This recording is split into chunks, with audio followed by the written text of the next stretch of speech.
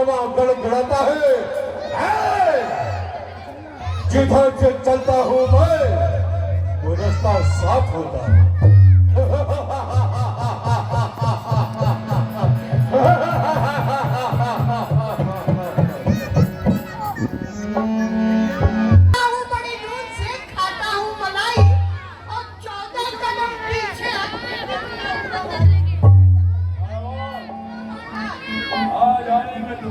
विलंब क्यों हो गया?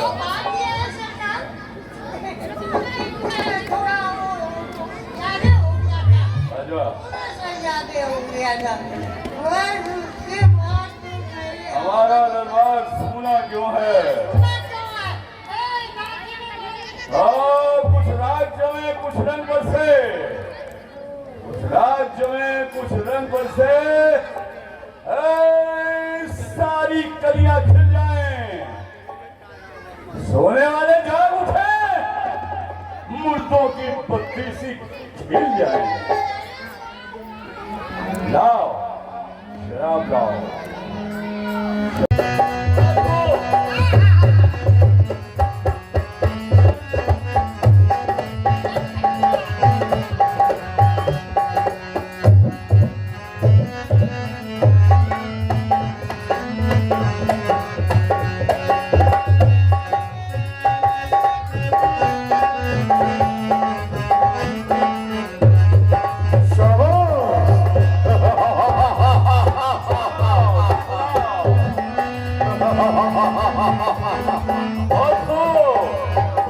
रविबिंब बना दिखाई, उसी प्रकार से उड़े धूल रविबिंब बना दे दिखाई, उसी प्रकार से मैं कर सकता हूँ तेरे साथ मारीच घनघोर लड़ाई।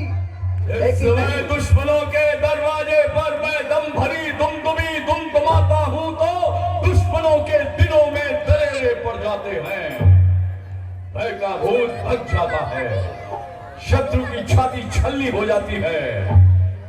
चलकर खेत में रख दूंगा तेरी बोटी को चुन चुन कर, रुई सी खाल खींचूंगा, गिरी लाशों को धुन धुन कर। सर अपना कराने को खड़ा है सामने तन कर, मैं तेरा रक्त पी लूंगा, भूखा केहरी बनकर। आजा ऐसा है पुष्टिकने के चंगुल में, अगर कुछ छोड़ रखता है तो आजा दंगल में। तो आ जा रहा मारीच, ये क्षत्रिय युद्ध के लिए यदि कोई ललकारे तो कल भी क्यों न हो उसके सम्मुख अवश्य लड़ते हैं। नहीं, मुझे तो इस पृथ्वी पर कोई लीला करनी है, युक्ति द्वारा बुझाऊंगा तेरे अग्नि प्रचंड को, खंड खंड कर दूंगा मैं आज तेरे पाखंड को। मैं इसे बिना फण का बाण मारकर समुद्र के उस पार भेज देता हूँ, ताकि रावण को ये विदित हो जाए इस पृथ्वी पे राम अवतार हो चुका है। ले संभल मारीच संभल। बिन फण बाण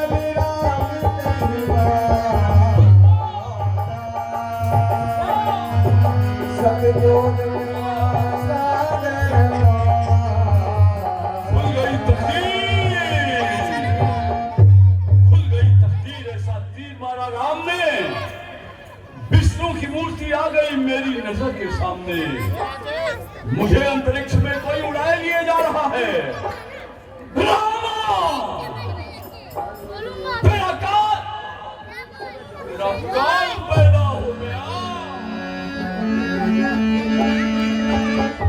निशाचरों भाग जाओ, वरना तुम सब मारे जाओगे। अरे मोह करो अपने प्राणों की, कर देंगे। चल होशियार हो जाओ, दिख जाएगा तुम्हारे बाजुओं में और हमारे बाजुओं में कितनी ताकत है। होशियार हो तो फिर चीर भी है, यंत्र भी है और हट भी हमने खानी है। आज प्रत्यक्ष पता कर देंगे दूध में कितना पानी है। सावधान सावधान हो जाओ। सावधान।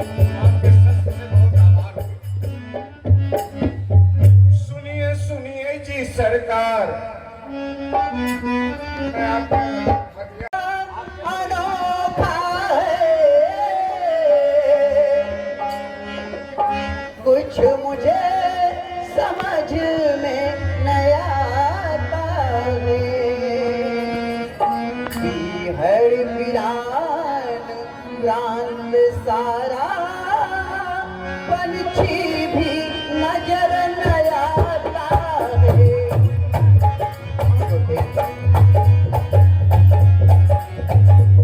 कितना विचित्र स्थान है ना। यहाँ पे आश्रम तो है, लेकिन इस आश्रम में रहने वाला कोई नहीं। यहाँ तालाब है, लेकिन इस तालाब में जल नहीं। और ये सामने देवी सी पत्थर की शिला, ये क्या है ना।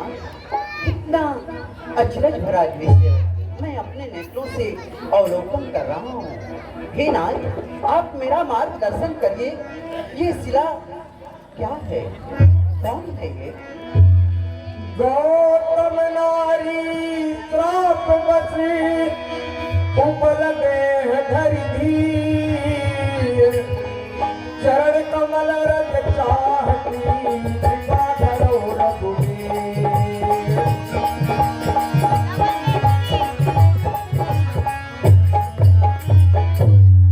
प्यारे राम, आज्ञा ना। इनकी कहानी बहुत अद्भुत कहानी है। एक गौतम की नारी अहिल्या है जो साप बस पत्थर बन गई। श्राप? हाँ राम। किसने श्राप दिया? प्यारे राम, एक समय की बात है। देवताओं का राजा इंद्र, उसके हृदय में ऐसा एक कामना उत्पन्न हुआ और उसने यह विचार किया कि संसार में सबसे सुंदर नारी, सबसे पतिव्रता नारी कौन है, उसके साथ मैं गमन करूंगा। क्या देवराज इंद्र का ऐसा विचार? हाँ प्यारे राम, उसके हृदय में ऐसा भावना उत्पन्न हुआ। सूरज, चंद्रमा, ये सब नहीं, सूर्य नारायण से पूछा, सूर्यदेव, आप तो इस संसार में सुख देने वाले हो, आप तो संसार के हर प्राणी को जानने वाले हो, देखने वाले हो, तो आप बताओ इस संसार में सबसे सुंदर नारी, सबसे पतिव्रता नारी कौन है, किसका है? मैं उसके साथ गमन करना चाहता हूँ। प्यारे राम, सूर्य नारायण ने कहा, हे महाराज सुरेंद्र, हम तो दिन का मालिक हैं और हमारे तेज के सामने में बड़े बड़े घर की सुंदर नारियां नहीं बनती। इसलिए महाराज सुरेंद्र ने जाकर चंद्र ऋषि से पूछा कि चंद्रदेव, आप तो रात में प्रकाश देते हैं और देखते हैं और सुनते हैं और सारे संसार में सबसे सुंदर नारी, पतिव्रता नारी, सतीव्रता नारी कौन है? चंद्रमा ने कहा कि महाराज सुरेंद्र, एक है जो ब्रह्म मानस पुत्री अहिल्या। गौतम, कोई सद्धर्म उसका नष्ट कर रहा है। तुम इतने ज्ञानी होते हुए भी आज ज्ञान को भुला दिया। इस समय तुम ध्यान होकर देखो तुम्हारे घर में क्या हो रहा है। गौतम ऋषि वहीं पे ध्यान लगाकर देखे तो इनके घर में छल हो रहा है। हाँ हाँ राम। कौन कर रहा है छल का? इंद्र, देवता का राजा इंद्र।